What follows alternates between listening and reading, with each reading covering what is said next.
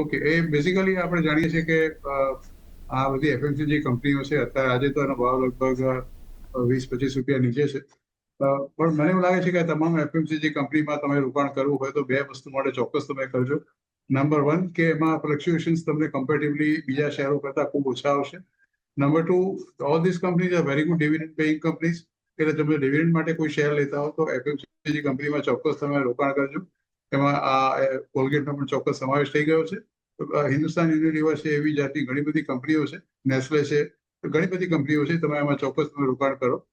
Colgate પાવડરનો ભાવ અત્યારે તો લગભગ 2460 ની આસપાસ છે.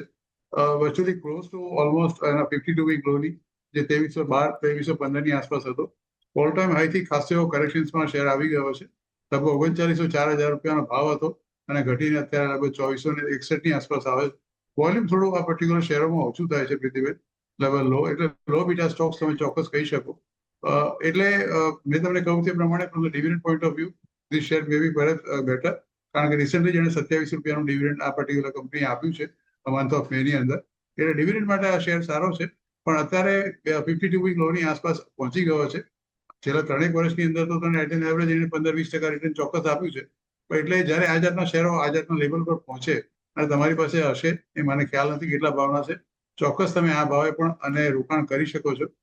માત્ર 2 કે 3 વર્ષનો અભિગમ રાખજો, કારણ કે જો આ એકવાર વધવાનું શરૂ થશે તો 39 કે 4000 તો નહીં પહોંચે, પણ અહીંયાથી 2700-2800 કે 29 રૂપિયા સુધી 2 કે 3 વર્ષમાં ચોક્કસ પહોંચી શકશે.